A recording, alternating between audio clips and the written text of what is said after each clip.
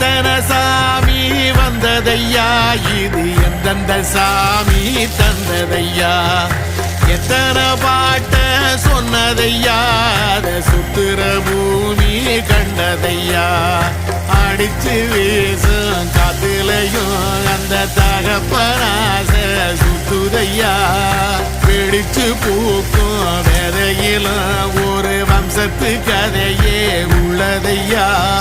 100 தலைமுறை சேர்ந்து செதுக்குன ஈர நலம் இது பாறையா,